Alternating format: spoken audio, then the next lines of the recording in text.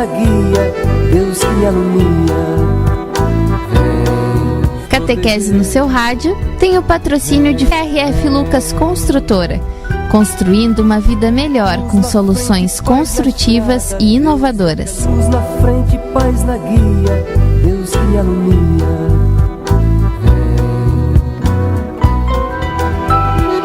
Nos defende dos perigos, dos inimigos da vida. Olá, queridos! Estamos começando mais um Catequese no seu rádio, que é um patrocínio da RF Lucas Construtora. Um beijão pro Rui, que tá sempre aí pertinho da gente, apoiando esses nossos programas. E hoje a gente tem um tema muito interessante que ainda não foi falado por aqui, mas que é uma catequese de vida e que é a volta ao mundo pela vida e contra a AIDS. Quem está aqui comigo hoje é o Marcelo, Frei Renan e Marcos Bicalho. Guris, sejam bem-vindos, se me permitem o guris. Tá permitido. Então, queria deixar aquele abraço para todo mundo e vamos ouvir o Marcelo aqui e o Frei Renan. Muito bem. Então, o projeto se chama Caminho de Aline, Volta ao Mundo a Pé pela Vida contra a AIDS. Eu iniciei dia 28 de agosto, no dia que eu fiz 40 anos. E a ideia é, nessa caminhada, sobretudo, privilegiar o encontro com as pessoas. Quando a gente se encontra, sempre tem alguma coisa que fica. E aí, na vida eu já percebi, o que fica, pelo menos naquele dia, naquele momento, e que serve de gás para continuar, é o encontro com as pessoas. Ô Marcelo, mas você falou que começou quando fez 40 anos, então nós temos 40 anos para trás, para saber o que é que gerou essa ideia, né? Essa história, inclusive, parece ter uma parte que foi aqui em Pelotas. Foi pelotense, Marcelo. Não, eu sou de Porto Alegre. Tá. Sou de Porto Alegre, mas morei em Pelotas. Ontem eu estava conversando com pessoas vivendo com HIV daqui de Pelotas, e eu disse assim: aquele que está aqui conversando com vocês não é aquele que saiu de Porto Alegre dia 28 de agosto e está iniciando uma volta ao mundo. É aquele que eu tô aqui agora conversando com vocês aqui na rádio com toda a minha história. E a minha história é que me fez, digamos, quando tu fez a pergunta, 40 anos tu iniciou, mas tem um por trás, e é esse por trás que é determinante para essa história. Por exemplo, eu morei aqui em Pelotas, eu vim para cá em 1984. A minha família tinha uma vida muito difícil, de muito sofrimento, e a gente pensava assim: lá vai ser melhor. Aqui tá ruim porque é aqui nesse lugar, porque aqui tá difícil. E aí a gente ia pro lá, e o lá tava mais difícil ainda. E aí a gente dizia: e vamos trocar. Quando eu tinha 6 anos, eu já tinha morado em mais de 7 cidades diferentes, em quase 10 cidades. E às vezes a minha mãe, por causa do que ela trabalhava e tal, eu ficava num lugar e ela ficava em outro lugar, e a gente sempre mudando. E eu teve um período da minha vida que eu dizia que eu não queria mudar, que eu achava que era ruim estar sempre recomeçando. E aí eu entrei para os freis com 17 anos. Eu tinha 17 anos. Você agora foi capuchinho? Você é sou capuchinho? Sou frei capuchinho. Você entrou aqui em Pelotas? Não, entrei em Bagé. Tá. Entrei em Bagé. Então, com 17 anos. E aí eu digo, eu entro para uma vida que é mais ou menos estável. Aí eu escuto o tal de Francisco de Assis dizendo que os frades sejam peregrinos e forasteiros nesse mundo. Essa frase é de Francisco de Assis. Então, se alguém disser assim, mas aquele frei é louco, tá caminhando e não sei o quê. Não, peraí, deixa eu te dizer, chame de louco um que tá mais atrás. Chame de louco um que tá mais atrás. E outra coisa que eu acho interessante que volta, quando eu morei aqui em Pelotas... Essa loucura tem mais de 800 anos, né? Não é uma loucura de agora. Quando eu morei em Pelotas, aqui a vida era muito difícil. Quando eu era pequeno, eu morei ali perto do Porto. E eu morava em pátios assim, olha, que era um corredor. Então, do lado de cá tinha peças, do outro lado também peças. E era em cada peça uma família. Morava 5, 6 pessoas ali numa peça, E na rua, no corredor, tinha banheiros que se compartilhava, tinha um tanque que se lavava roupa, se lavava louça. A vida era difícil, a tal ponto que, assim, olha, eu lembro, por exemplo, bolachinha eu tinha quando o posto de saúde dava, porque as crianças eram desnutridas, então o posto de saúde dava bolachinha Maria. Ninguém, lembra que nós conversamos lá em casa, ninguém comprava, em 1985, 84, ninguém do meu grupo, tá? Dali, comprava 1 quilo de arroz. Se comprava 500 gramas de arroz. E para mim, por que essa história é importante? Eu conversei com o pessoal da Juventude Franciscana, né? Isso. Sábado. Porque quando a gente tem que lutar pelo hoje, pelo pão de cada dia, tentar hoje não morrer, hoje tentar comer, amanhã não tem. Amanhã não existe. Então não tem sonho. Quando a gente fala de sonho, fala meio da boca para fora, porque os outros estão falando, a gente fala também. Só que aí as pessoas mais empobrecidas, eu vim do Haiti ano passado, não tem futuro. A gente, por exemplo, diz, por que o pessoal tem 10 filhos se eles estão passando dificuldade? Por que não tem tantas opções de controle de natalidade? E por que não pensam numa opção assim? Porque tu pensar em controle de natalidade, tu vai ter 3 filhos, que é 3 filhos que tu pode sustentar, ou sei lá, é tu olhar para o futuro e dizer, é isso que eu quero para minha vida. Não tem futuro. E quando eu estava aqui em Pelotas, eu não tinha possibilidade de... Era hoje que a gente tem que tentar comer. É hoje que a gente tem que tentar não ser despejado. E por que isso se vincula ao projeto? Quando eu estava aqui, eu não lembro se a gente já estava no ar quando eu falei da escola. Não. A escola, para mim, era um lugar de proteção, de acolhida. E aí, só que eu tinha que sempre mudar de escola. A gente tinha que estar sempre mudando de lugar. E eu, quando estava com 13 anos, eu estava no 3º ano a recém. Na 3ª série, com 13 anos. Com 15, eu estava na 5ª série. E alguém chegou e disse assim para mim, tu não tem vergonha de estar com 13 anos, eu estou com 13, estou na 8ª. E eu senti vergonha, mas ao mesmo tempo eu disse, meu sonho é chegar na 6ª série. Porque até então nenhum dos meus irmãos tinha chegado até a 6ª série. E uma vez eu vi, não foi aqui em Pelotas, em outro lugar, eu vi uma faixa que dizia assim, parabéns, Renan, filosofia. Aí eu disse, mãe, o que é aquelas faixas ali? Aí a minha mãe, na simplicidade dela, disse, aquelas faixas significa que o Renan terminou a faculdade. Não que que era uma faixa de vestibular, né? E eu disse, eu quero ter uma faixa dessas. Só que, como eu estava falando, a gente acaba dizendo, o sofrimento faz com que a gente não se perceba capaz, com que a gente não se perceba merecedor de direitos. Só que aí eu fui tendo possibilidades, pessoas que foram me ajudando, e foi indo. E eu tive possibilidades de estudar e tal. E o projeto, tô só eu falando aqui, né? Parece que eu tô fazendo... Tô adorando, vamos lá. E o projeto surgiu quando eu estava estudando, os freios me enviaram para estudar antropologia religiosa em Paris.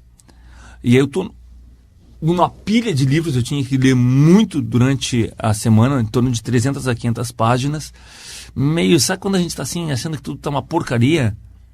Né? E não tá, mas a gente tá querendo achar que tem que mandar tudo pro espaço. Pois bem, eu me fiz a seguinte pergunta. Se a minha vida continuar com os projetos que eu estou tendo agora, eu consigo ter uma ideia de como vai ser daqui a 10 anos? A resposta foi sim. Provavelmente eu vou estar numa sala de aula, dando aula e tal, tá. Ok, é isso mesmo que tu quer? Acho que não. E o que eu quero fazer? Vocês já ouviram falar de Dom Luiz Capio? Não, eu não. Não? Não, também não. Renan? Também não. Não. Dom Luiz Capio é um bispo, como dizem os nordestinos, porreta. Dom Luiz. Dom Luiz Cápio. Sim, Dom Luiz Cápio, sim. Entendi falar Dom Escápio. Dom Escápio. Dom Escápio. Esse mineiro ouvindo esses gaúchos conversar. Dom Luiz, sim. Que pessoa. Dom Luiz Cápio é um cara assim, ó, fantástico. Ele chegou no convento dele e disse, olha, ele já era considerado uma pessoa mística de Deus, com um projeto de vida próximo do povo, franciscano mesmo, e disse para os freis, eu gostaria de caminhar com os ribeirinhos, de caminhar pela margem do São Francisco e conviver com eles. Quanto tempo? Aí ele fala assim, meio tipo com vergonha, 3 anos. 3 anos? Não pode. E ele, com uma boa... Você sabe que, assim como na lei, que tem sempre uma forma de interpretar, na vida religiosa também, né? Vamos lá, qual foi o argumento dele? O argumento bom. Eu já depois faço um parênteses. Ele disse assim, não, eu sinto que é isso que Deus quer de mim, eu sinto que é... E Francisco sempre nos ensinou a seguirmos a voz de Deus em nós. Então, botou o hábito e foi caminhar. Caminhou 3 anos. Essa história quase não é conhecida. E depois ele voltou, foi convidado de ser bispo e tal, né? E eu já tinha feito outras caminhadas. E a primeira caminhada começou mais ou menos assim. O nosso mestre de noviços, que foi o Frei Lori, que morou aqui em Pelotas, que é um cara que tem um jeito franciscano, uma espiritualidade franciscana forte. Ele disse, não, falar de doação, falar de pobreza, a gente faz discurso bonito, parabéns para nós, mas vamos fazer uma prática. Eu desafio vocês a saírem sem se identificar como frades, sem andar com hábito, com coisa nenhuma, nada de sinal religioso que identifique vocês. Saiam como Francisco de Assis saía, se puderem, trabalhem para ganhar o pão, para conseguir um pão, não peguem dinheiro, como Francisco queria, peçam esmola e façam isso. Nós fizemos um projeto, eu e outro colega que morou aqui em Pelotas também, o Serginho, que está no Haiti agora, e aí fomos falar com o provincial disse não, o nosso mestre disse não, mas é que ele não entende que isso é importante, vão! Marcelo, só uma linha do tempo que eu gosto de pensar. Tu entrou com o Marcelinho ali, 17 anos nos freis. Que idade tu tinha quando isso aconteceu? Eu estava no noviciado, foi em 2002, tinha 23 anos. Tá, beleza. E aí você fez a primeira caminhada, a primeira experiência dessa? A primeira experiência, mas assim, o Lori foi com vocês também ou ele mandou vocês pro mundo? Mandou a gente, e o lema era a frase que Francisco de Assis dizia ao enviar os frades para a missão: põe teus cuidados no Senhor e Ele vai cuidar de ti. Aí nós saímos, 2 com baita barbão, eu tinha uma barba assim, encostava, pegava no peito, vinha lá na testa, e fomos, e naquela ingenuidade de recém ter feito os votos e tal, e não levamos documento. A gente levou um breviário, uma liturgia das horas, um livro de oração, então levamos um evangelho pequeno, escova de dente, uma para cada um, pelo menos a gente não era tão porquinho, né, e creme dental e um cartão telefônico, nada mais.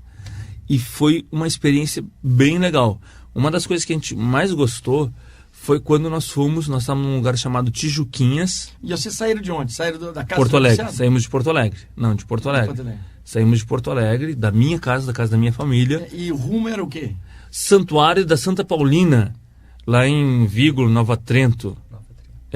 Vígulo, Nova Trento, lá em Santa Catarina. Saíram em 2, vocês 2 caminhando. Sim. E aí nós chegamos... Como Francisco mandava, os irmãos vão de 2 a 2 pelo mundo. E aí chegamos quando a primeira experiência assim, mais forte foi quando nós chegamos lá em Paulo Lopes. E aí nós chegamos numa casa para ver, era um vilarejo assim, para ver se alguém nos dava, se arrumava. Eu disse assim, primeiro, a gente viu que tinha alguém numa vitrine de uma loja, que era numa casa, era uma coisa bem familiar, E eu disse, se eu chegar muito perto, ela estava fechado, mas a mulher vai se assustar. Então eu tô quase na metade da rua ali, sei lá quanto de distância dela. Boa noite, senhora, tudo bom? Por favor, nós somos peregrinos, estamos indo para o Santuário de Santa Paulina, a pé. A senhora poderia, por favor, nos indicar algum lugar para dormir? Pode ser um salão de igreja, tem alguma comunidade aqui por perto? Não tem, muito obrigado e tal. Pronto. Aí nós saímos um pouquinho dali e a gente viu que ela ficou com medo. Saímos dali e vimos um coberto que era na frente de um posto de saúde, pegamos um papelão e vamos dormir aqui.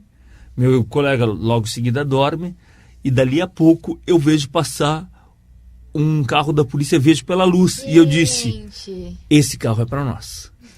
Quando o carro volta e para, eu disse, Sérgio, acorda que a polícia chegou. E o problema da polícia aqui no Brasil é que a nossa polícia, ela nos faz ter medo, ela não serve para proteger. Se eles vêm, estão dormindo ali, eles já chegaram, viu que a gente está dormindo, não está roubando, não está abrindo, eles já chegam com arma na cabeça e aí fazendo todo aquele terror, a gente assustado, e a gente conta, não diz que é freio, diz, a gente está fazendo uma peregrinação, somos católicos, e ele toca no meu bolso, tem 1/3. E aí nem olha o que tem dentro nós tínhamos uma sacolinha ali que tinha a liturgia das horas e tal, não olha e pronto. Mas a experiência que mais nos marcou nessa caminhada foi quando um dia nós vamos, então eu estava falando, estava em Tijuquinhas, a gente vai na missa, uma missa bonita, bem vivida e tal, bem vivenciada.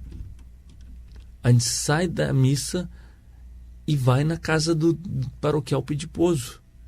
E vem uma senhora com a filha, olha pra gente e diz, vocês são franciscanos, né? E a gente tinha dito que não ia dizer, mas não ia mentir.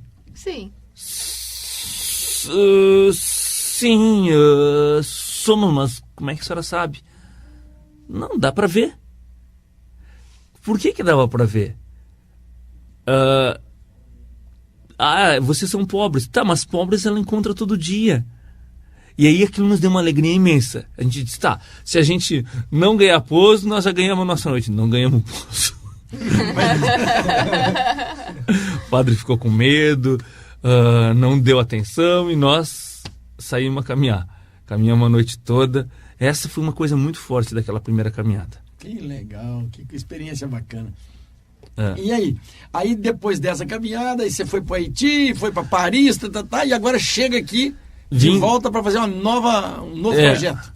E eu vim, só para contar então, eu vim de Porto Alegre a Pelotas já a pé. Caminhei, fiz 7 dias para chegar até aqui. Saiu de 20 de agosto lá, você falou? 28 de agosto. 28 de agosto. Claro, eu tive que ficar 4 dias parado por causa da chuva, mas eu queria contar uma história. Ontem eu também contei para o jornal local essa história, porque a gente diz assim, as pessoas estão muito desconfiadas, as pessoas estão com muito medo, as pessoas têm medo de se expor ao estranho e tal. Não é todo mundo. Não é todo mundo. Tem pessoas ainda que a frase deles foi: nós escolhemos acreditar na bondade das pessoas. Eu estou em Camaquã, estou dando entrevista por um site de notícias de Camaquã. No final, eu pergunto, vocês sabem, tu sabe alguém que mora em São Lourenço, que pudesse me acolher? Daqui a 2 dias eu chego em São Lourenço, que possa me acolher. Tem um cliente aqui do site aqui, que é de lá e ele gosta de viajar. Eu vou passar teu número para ele, se ele quiser, ele entra em contato contigo. Perfeito. Essa pessoa entra em contato comigo, o Sérgio Holmes entra em contato, me diz: bem-vindo na minha casa, seja bem-vindo. Tá bem. Aí eu vou no outro dia para Cristal e no outro dia de manhã cedo eu saio para fazer 34 quilômetros para chegar em São Lourenço. Uhum. De manhã ele me manda uma mensagem dizendo: Marcelo, para não haver nenhum desencontro, eu estou colocando o telefone dos meus 2 filhos aqui. Perfeito. Chega às 6 horas, 6 e pouco, eu estou na frente da casa dele. Sérgio, manda uma mensagenzinha. eu acho que eu tô aqui na frente da tua casa. Ah, então tu aguarda uns 3 minutos que meu filho já vai ir. O filho chega, abre a casa, mostra um bilhete da mãe. A mãe diz assim, a Janine: Marcelo, seja muito bem-vindo na nossa casa. Fique quanto tempo tu quiser. No freezer tem carne congelada, tem feijão congelado. Use todos os ingredientes que tu precisar. A nossa casa está à tua disposição, mas infelizmente nós tivemos que viajar. Fomos para Santa Vitória do Palmar, mas fica à vontade. Nosso filho. Que legal. E aí o filho vai ali, abre a casa para mim e sai. Ele diz: a casa é tua. Eu ainda não, é isso mesmo que está acontecendo. Fica impressionado, né? Sabe? Realmente é. E aí, então assim, eles não me conheceram. Eu saí antes deles voltarem. E alguém abria a casa para ti.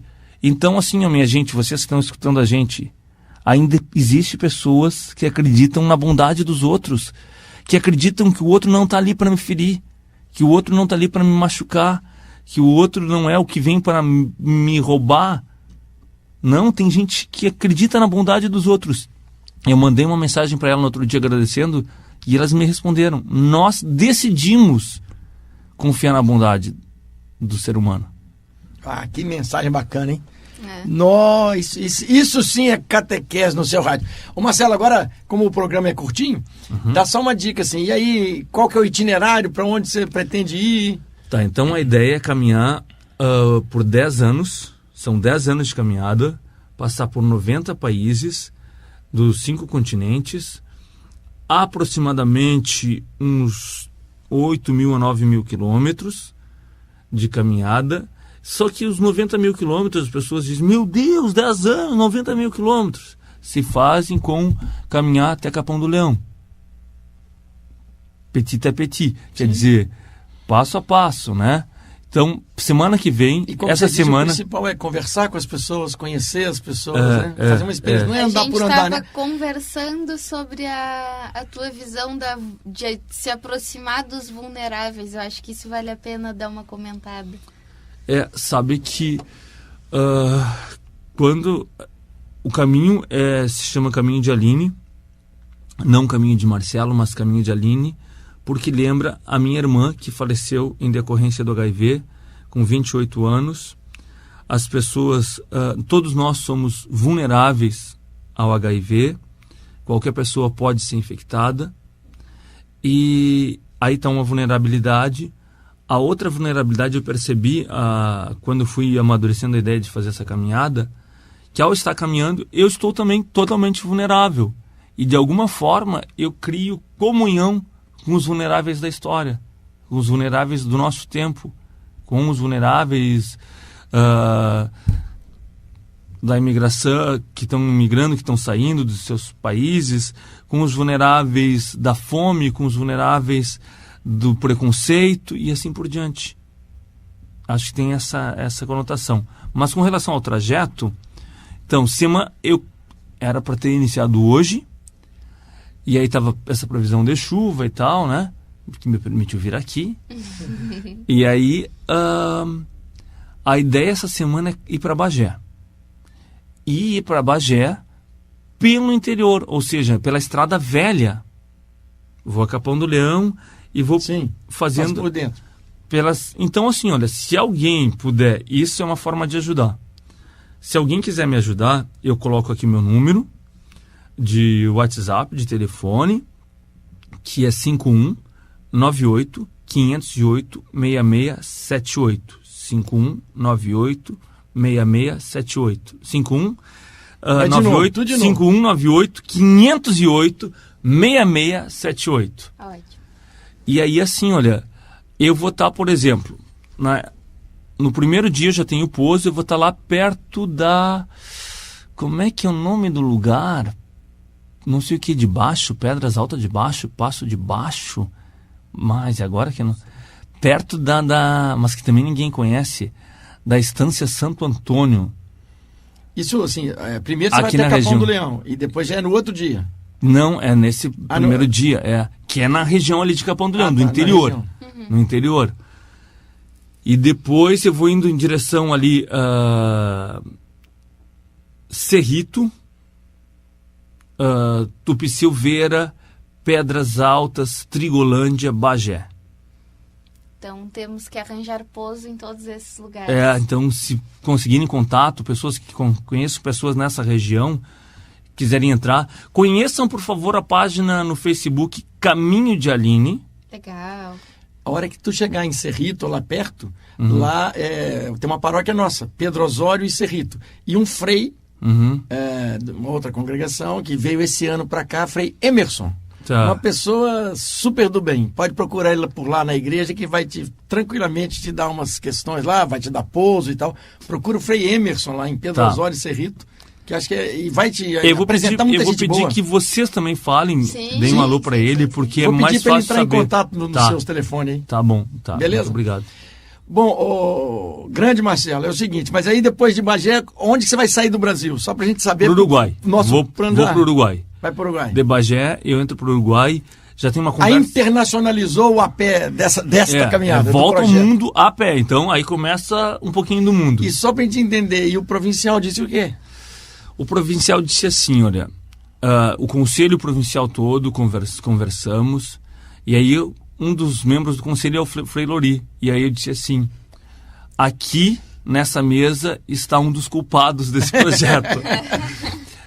Eles entendem que é uma intuição franciscana.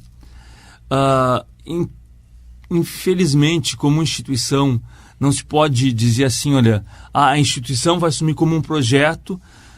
É a mesma história do Dom Luiz Cápio.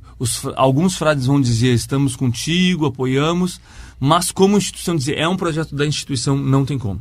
Sim, mas tá bom, né? Tá bom. Só deles disserem vá, leva a bênção de São Francisco. Recebendo tá muito carinho, muito carinho. Beleza, então. Vai, Bruna, eu sei que seu relógio já estourou tudo. Não, aqui tá complicado. Gente, muito bom te receber aqui, Marcelo. Mas a gente já estourou o tempo, mas eu queria saber se tu tem algum recado final para deixar pro pessoal que tá nos ouvindo. Que os sonhos de vocês, mesmo que os sonhos de vocês ainda não foram sonhados, se os sonhos de vocês ajudarem a fazer a vida mais leve para vocês e para o máximo de pessoas possíveis, sonhem.